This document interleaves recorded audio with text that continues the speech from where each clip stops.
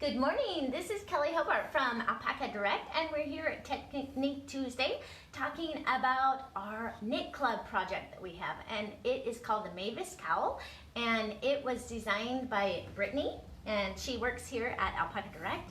And if you can look right here, Jim, it's ladybugs, and this is mine, and I have a couple less repeats on mine, and so I'm working away on mine. And what's fun about this project is that it has two colors, so when you're learning color work, using just two colors is easier than using a whole bunch of colors. So less ends to weave in and easier to learn color work.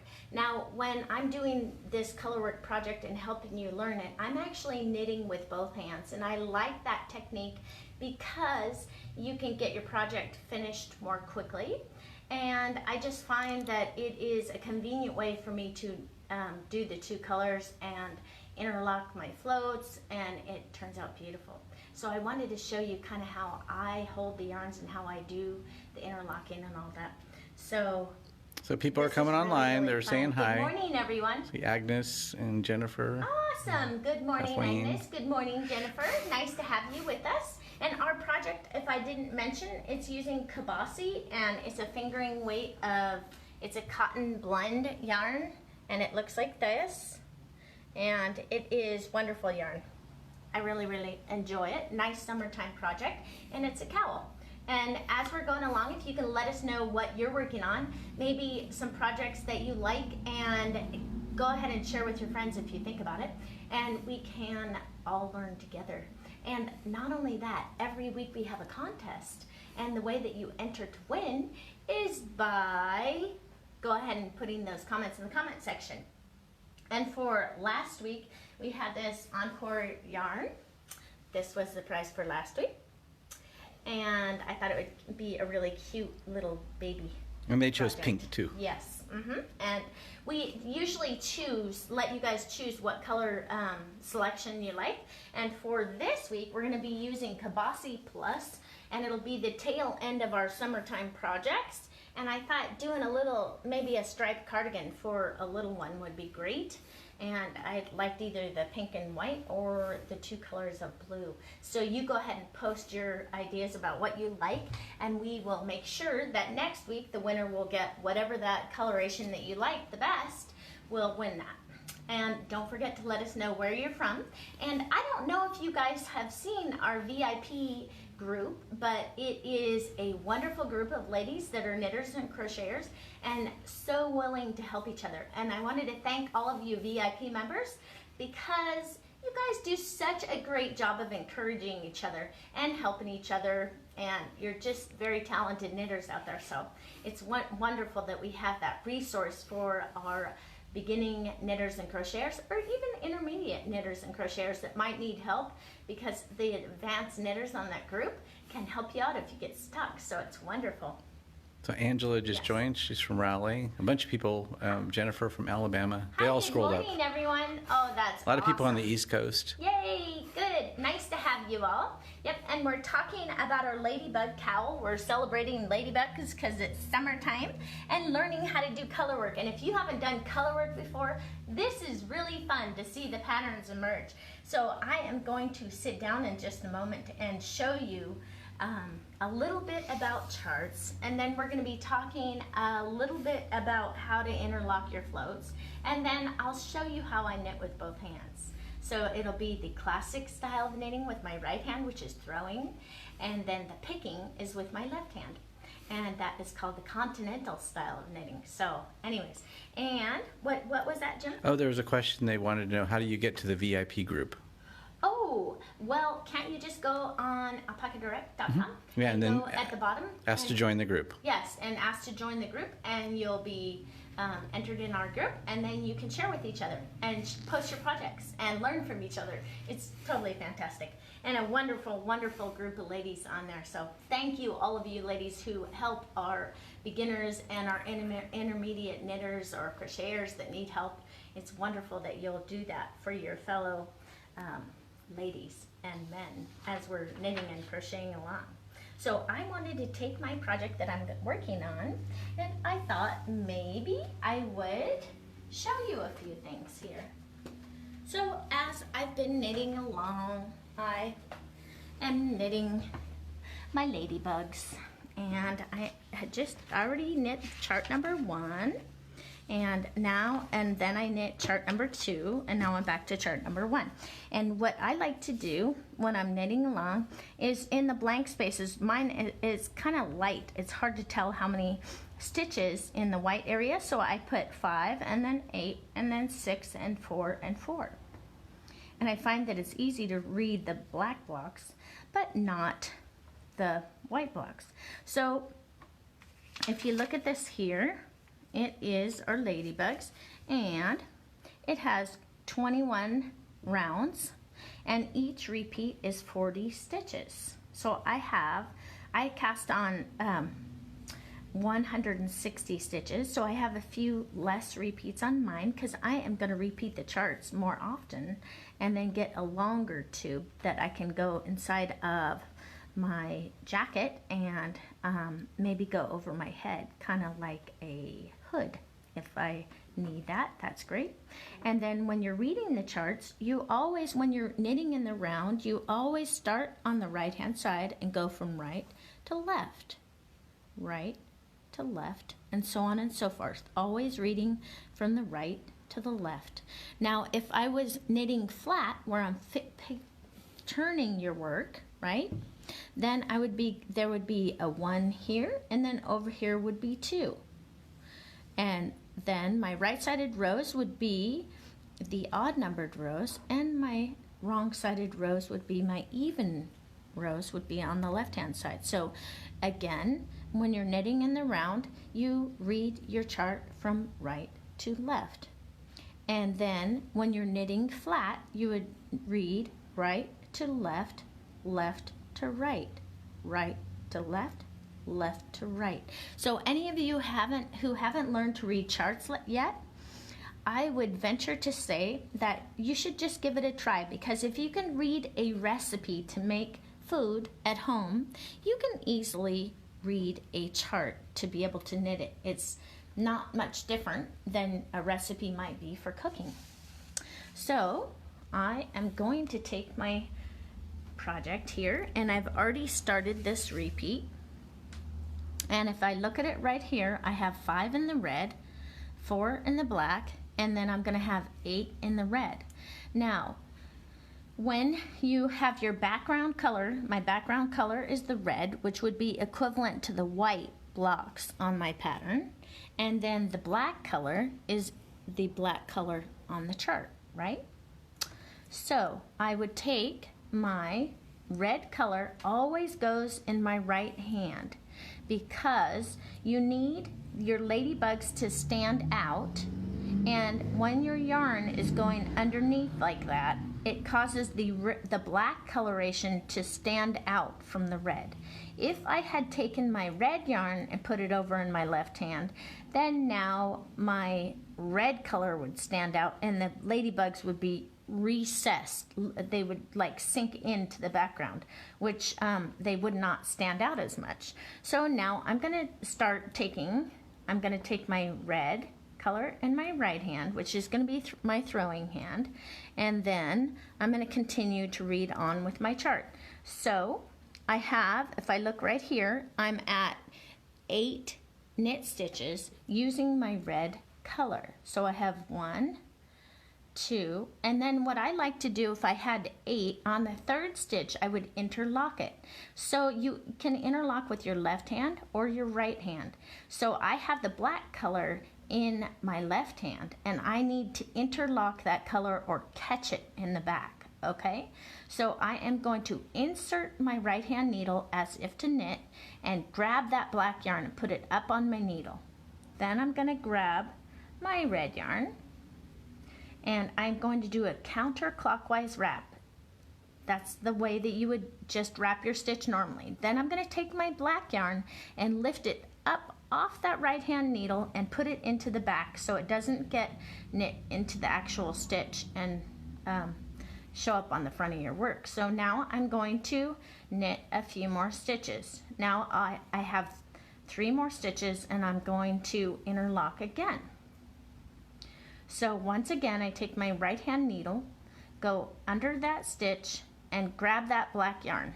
Put it right up over the needle and between the two needles. Then I'm going to counterclockwise wrap with my right hand. Take that black yarn, lift it off, and then complete that stitch. So I need 2, 4, 6, 7. So I need one more stitch in the red. And then we'll see what else my pattern tells me to do. So if you look over here, it's 2 black and then 6 red. So we'll go ahead and do that. 2 black and then 6 red. So I am going to go 3 stitches normal knitting, and then I'm going to interlock that 4th stitch. So I have 3 stitches, and then on the 4th stitch I'm going to go in as if to knit, grab that black yarn, counterclockwise wrap with my red yarn, take that black yarn and flip it up over the top and out of the way so we can complete that stitch. And then I will knit 2 more stitches, and then I will have my 6 stitches in the red, and then we'll look at our black. So now it has 4 stitches in black, and I will show you how to 1, 2, and then on this 3rd stitch, now I want to interlock my red. So I'm going to go in as if to knit, and then here's the way I remember to interlock with my right hand. I would go old yarn, counterclockwise wrap, new yarn, counterclockwise wrap, take your old yarn off, and then complete the stitch. And that's how I interlock with my right hand. Now let's see if I can go ahead and I will do 3 stitches in red, and then I'll interlock that last stitch. Actually, I'll just do it on the 3rd stitch. So I'll go in as if to knit, and then interlock that black, and then go ahead and knit the last stitch. Now we have 3 in black, and I'm going to show you one more time how to interlock. And this time when I interlock, it's going to be too close, but I want to show you how to do it one more time on this side. So I've knit 1 stitch, and then I'm going to interlock the red. So I would insert the needle as if to knit. Then I go old yarn, counterclockwise wrap, new yarn, counterclockwise wrap, old yarn comes off and out of the way. So I say old, new, old is how I do it. And that is how you would interlock it on that side. Now let's go one more time with our red. So we have 4 stitches of red. I'll interlock this 3rd stitch. Go in as if to knit, go underneath that black yarn, counterclockwise wrap, lift the black yarn up, and then complete the stitch. And that is how you would interlock your stitches on both the right and the left hand side. And you notice that it is different. Interlocking with the right hand and the left, you have to use a little bit different techniques, but that's how you do it, and it's super easy and it's fun to learn. So I can do I have a video of this already, Jim? No, only for the Knit Club members. Oh, only for the Knit Club members. Okay, so I could possibly do a little video for anyone who wants to learn to interlock their floats and knit with both hands while doing color work, because it is quite fun. So let me go over again what our prize for this week is. Our Kabasi Plus, and this is a wonderful yarn. It's cotton, bamboo, and silk. It's 55, 16, and 8 with 21% elastic, so it has a little bit of stretch to it. It is machine washable. It's a beautiful yarn. I like to throw it on a little bit larger of a needle because it has a real nice twist to it, which means it's not going to wear out quickly. It makes a really nice product that is not going to fall apart in 2 minutes, and I like it. It's great. I've used it many times. So what color should they put into? So I don't know. Which Pink? ones do you guys think? Do you think you like the blue or the pink? You guys can choose. So for last week we had this pink color here, and I thought that was beautiful. It's Encore machine washable. And let me tell you about a prize that we're having online, right, Jim? Mm-hmm. It's how do I tell them? Is it already complete? Yeah, it's all done. It's all this complete. is just announcing the winner. Okay, so this was a prize that was online that we had, And what it is it's Cascade 220, and it's the non-superwash version. So it's Peruvian Highland wool, so it'll make a nice warm sweater, and it comes with this pattern in here, which is a really cute little pattern, and all the yarn that you need to make it. And I really like the Cascade 220 because it's non-superwash, and the great thing about it is that when it's non-superwash, it won't stretch out. And this is also a great yarn for felting. If you never tried Cascade 220 for felting, it's one of the most popular felting yarns out there. And I also wanted to talk about a couple of other, here are another couple colors from that Cascade 220 felting yarn, or it's good for sweaters. It's just non-superwash, so you have to wash it in the sink and, you know, be a little careful with it, otherwise it'll felt on you. I don't know if you guys have ever seen Eco Duo. It's a 70-30 blend of wool and baby alpaca. And I love how Cascade makes this single ply yarn that has beautiful colors. It's nice warm. And it's all natural, squishy. right? Yes. No dyes in it. It's just done naturally, so it's totally awesome. And then I wanted to talk about this Eco Alpaca, 100% baby alpaca. And you guys know that I love alpaca hats made from, the alpaca is so warm in the wintertime. I think we don't wear anything but the alpaca hats in the wintertime, huh? Right. Yeah, we won't wear any other hat when it's really cold. We go for the alpaca because it's fantastic. Just know that when you're making your hats out of alpaca, do the ribbing so it's a little bit snug, because over time it will stretch out a little bit. So you don't want to make a hat that's huge on your head already, because once it stretches out a little bit, it'll be too big. But this is fantastic yarn made by Cascade, and it's called Eco Alpaca, 100% baby alpaca. If you haven't tried that, I would highly recommend it. I've done bazillions of projects with it, and I totally love it. Let's see here. Now, do you want me to tell you who the prize winner? Oh, hang on. So a couple things, Sure. comments. Let's see.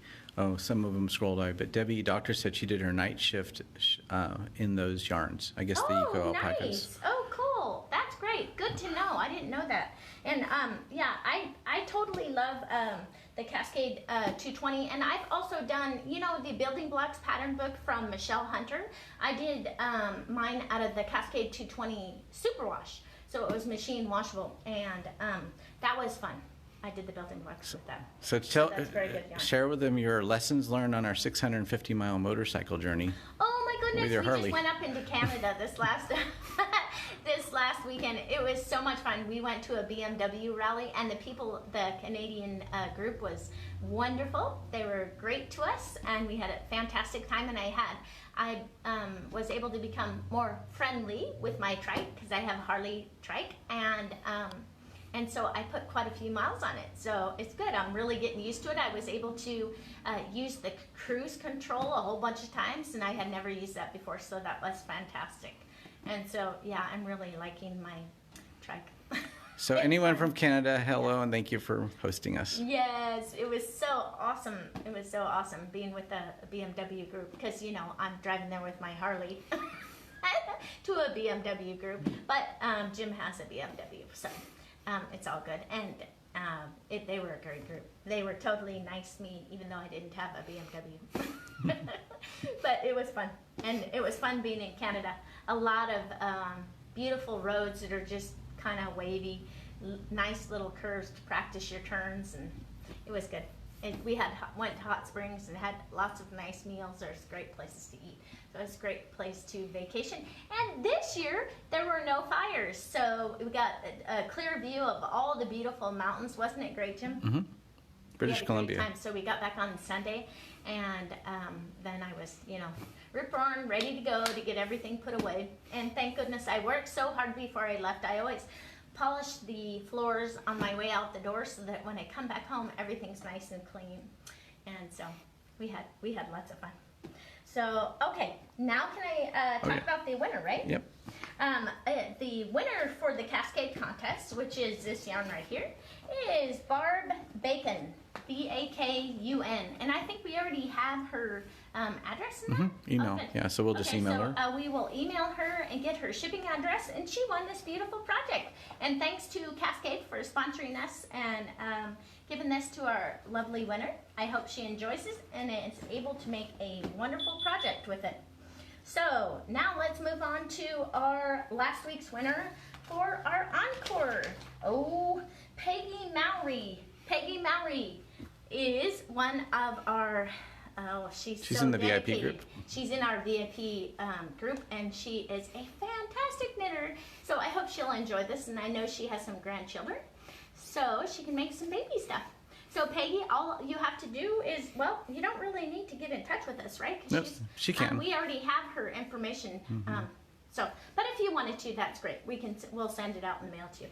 Either way is good. And then the prize for this week is either blue or the pink and white.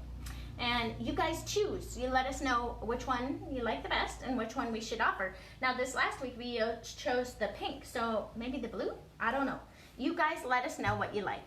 And then if you have any questions about the color work that I was talking about today, if anything is confusing to you, or if there are any suggestions that you have that might help make it clearer for you, I would be happy to make videos for you.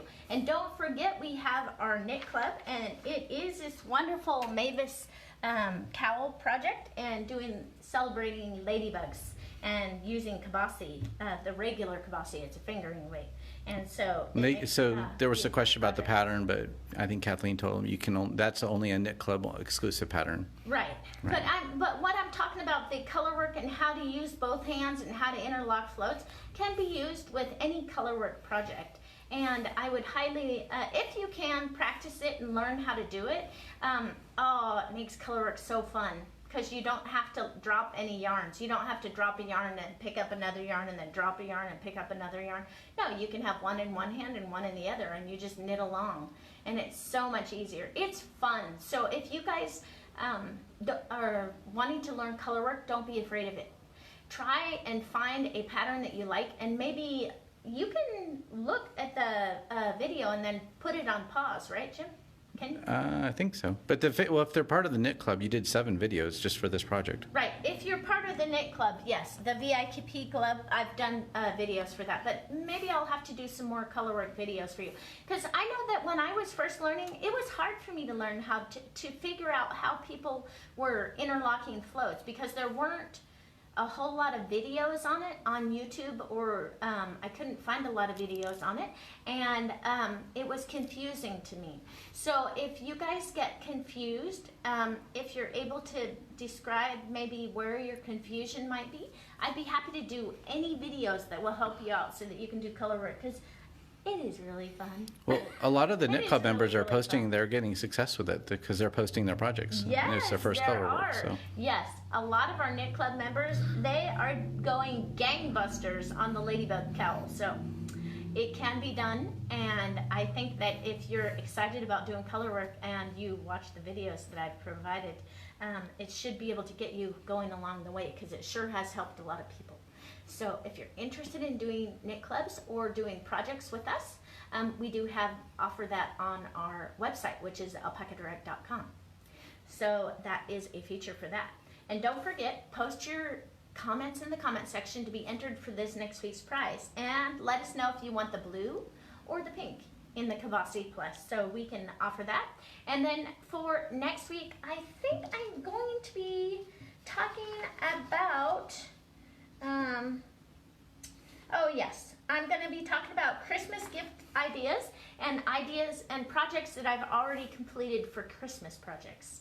So anyway, so for any of you out there that like to make gifts for your loved ones, I'm going to be talking about the projects that I am working on for Christmas, and maybe why I chose those types of projects, and so we can talk about that and have a little discussion about that. Also, a couple thoughts that I had when you're doing color work and you're knitting along, doing your color work. Let me just grab my project here. So when you're knitting along and you're doing your project, don't forget that these floats in the back can get tight if you don't spread your work out. So when I'm knitting along, I will make sure that my stitches are spread out and loose. Otherwise, you can get bunching on the front and it won't look as good. So I see a lot of beginning knitters doing color work, and they have their stitches are all squished together in their knitting, which makes the floats very tight on the back, and then it doesn't look as good. You can't block. I mean, you can block a little bit of it out, but if you have it too tight, it cannot be blocked all the way out. And so I would venture to say that when you're doing color work, just remember to keep those stitches stretched out and keep your work separated a little bit so that the floats in the back are relaxed and not too tight. And then also on this project, if you see my project here, do you see my garter stitch edge? Well, sometimes when you're doing a garter stitch edge like this, and then you're going to be doing a color work or a different project, it can get a wavy look to it. It can be like loose and a little bit, it can almost get like it's a little bit sloppy looking. And the way I found that I have solved this problem and made it so it doesn't look sloppy and it looks really neat and clean is I drop down a size or two in my needle for the garter stitch, okay? So, and then when I do the color work, I bring it back up to a larger needle size. So when I did mine, if I look on here, this is a number 4, and I cast on with number 3s, and then I knit my color work with the number 4. And it fixes that problem and makes it look less sloppy looking. And then the only thing you have to remember if you do that, when you get to the other side for your garter stitch, don't forget to use the smaller needle again. Drop back down on the other side so that you don't have one side that looks perfect and the other side looks much bigger because you forgot to go down a needle size. I think that's about all with that. But it is a great project, great fun, and anytime I get a chance to do color work, I always love watching those pictures develop as I'm knitting up the chart. It's great fun. So you guys have a great week, and I don't think I missed anything, but I will talk to you, and you guys have a super week, and I'll talk to you next week. The little button to finish is still giving us fits, so there we go.